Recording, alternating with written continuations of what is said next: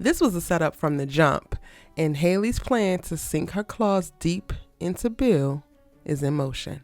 What's good, y'all? She gets this Erica Vane coming to you right here on Erica Vane TV with another Beyond the Gates video. And I'm sorry that I am behind, but this is me playing catch up. So hopefully you enjoy the ride. Go ahead and binge this video with the next few episodes as I catch up in real time. Hit that subscribe button and turn on your bell notifications so you don't miss out on any of my Beyond the Gates content and conversations. When we pick up in episode 7 from season 1, 107 from season 1, Hayley is hollering and screaming in this little lounge. She comes out, got blood on her. She's over it. She needs to go to the hospital, but she refuses to let Dani take her, even though Dani is begging and pleading to take her to the hospital, and she cannot go, first of all, without some theatrics. She calls out to Sammy in the crowd and picks Sammy to take her because she be damned if she gets into Dani's car and goes to the hospital, even though when she pulled this before at Dani's house, Dani was the one to take her to the hospital just fine. Now all of a sudden you got magic blood coming out of somewhere on the bottom of this little stupid shirt, and Sammy, y'all, just it's his name being Sammy for me, is gonna be the one to take her because Dani is the one at fault. So where in obstetrics books, where in the biology books, where in the anatomy physiology books does it say that smart quips and back and forth with words that aren't even elevated and or screaming and hollering induces miscarriages?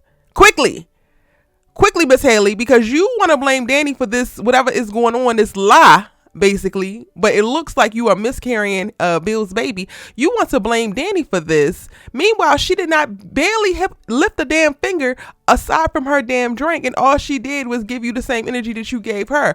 And quiet as kept, y'all, Hayley sought Dani out. Hayley was running her ass all around Fairmont Crest looking for where Dani was so that she could put on this damn show. The call that she made back at Bill's office, I feel like, was the call to Sammy.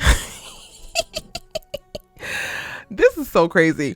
They called to Sammy because she knew that she needed to get her acting chops together and put on her little show because Bill was coming back from his business meeting the next day after he had to fly to Atlanta for a day, and they were going straight to the doctors immediately, and she don't have no baby, no bun in the oven for them to pull up on that damn ultrasound. So she had to figure out what was going to be the story for them to get rid of it. Now, because Dani actually gives a damn, because Dani actually has a heart, even though you are a trifling ass trollop, she decides that she's going to call Bill and let him know what is going on with his wife, stopping him from actually getting on that plane and bringing his ass back to their home, which is where we wind up at the very end of the episode, where Hayley has to reveal something happened, something went wrong, something, oh my God.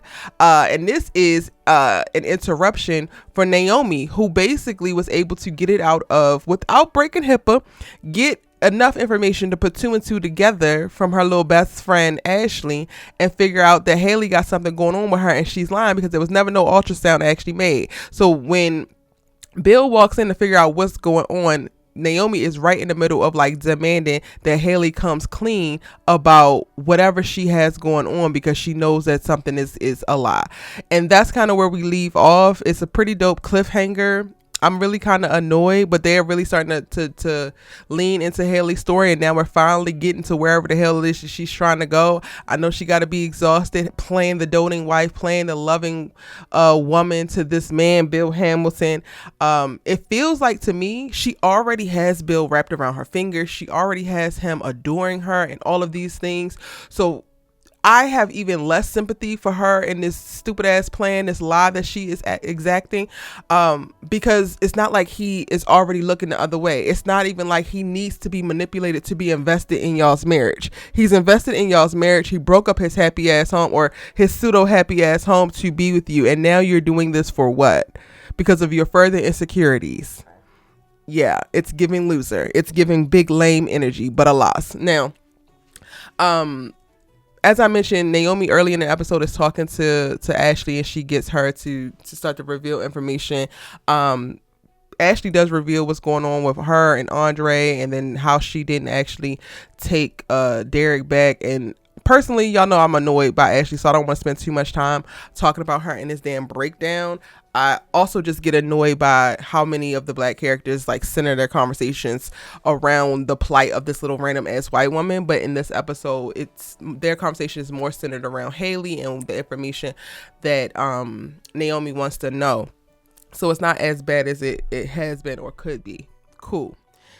Also, what's playing out while the theatrics are happening down at the damn lounge is his dad and Joey at the casino, and then he confronts him. And baby, when I tell you Police Chief Hawthorne can kiss my whole ass, yes he can, absolutely. Because sir, what the hell do you mean?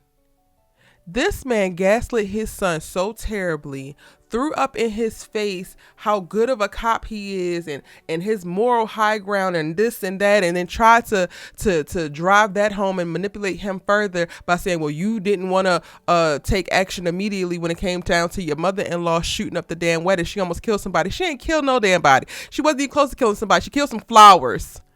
And he was a damn guest at that wedding. He was not operating in any type of official capacity. So he didn't actually have to do anything. And then when he did go back on shift, he brought his ass over to the damn house with the handcuffs and still caught flack because he did actually arrest his damn mother-in-law. But he is literally, as his father and his police chief, knowing Jacob's heart, knowing Jacob's spirit, knowing Jacob's mind, is playing on the insecurity that he felt in that moment and the frustration and the tension that he felt and having to do that because he does like to play by the book, because he wants to do a really great job, because he doesn't want to let anybody off the hook, and he wants to maintain not moral high ground but his moral peace, his spiritual cleansing. And the way that his father wielded that to craft the narrative as if Jacob is just ignoring whatever the hell he wants to ignore and he's just like the rest of you. No, he's not. A man is dead. Dani shot some flowers. Those two are not the damn same. And the fact that he was able to go there to manipulate his son in that way, I'm like, damn, I'm not convinced that you actually love your son. And I'm definitely not convinced that you were ever a good person. So yeah, it's to hell with you, Chief Hawthorne, as well. You can kiss my whole ass as well.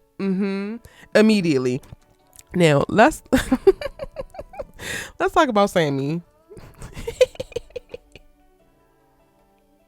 Who is actually Randy. We haven't seen him in quite a while, y'all, so it's so interesting to see him pop up here. We know that he's no longer working with Joey, but we don't know what he is actually doing. We know that Doug and Vanessa saved his life, got his life spared as a part of a deal with Joey. Cool. But this is the guy that I believe that Hayley called when she said that she needed help. He's the one who takes her to the hospital. Meanwhile, we find out later on that she never actually made it to the damn hospital. So he literally just took her to her house, but that's not before he comes back to the lounge to sell this sob story to Dani about, oh my God, I hope she doesn't have a miscarriage. I got her to the hospital, like laying it on thick. So he is 100% her co-conspirator in this goofy ass lie around this baby. And at this point, Randy, you done already skirted death once. At what point are you going to turn your life over to the damn Lord and go work at McDonald's or something? Because you continuously finding yourself on the wrong side of morality, on the wrong side of criminal pursuits. It's beyond me. Take your ass down to the goddamn police station and ask Jacob for an application, because this is not going to turn out well for you either. You now are seared into Dani's mind as Sammy. So when she finds out that you're Randy, that's your ass. And then when she finds out that you're a part of the lie, that's again your ass, fried and fricasseed. And I cannot wait to see it, sir. And that's pretty much everything that went down in the episode, y'all. It was an eventful one. Oh, Doug and Vanessa. I'm not talking about them. Y'all let me know what you thought in the comment section down below. It's your good sis you love to talk TV with, and I'll see you in my next one.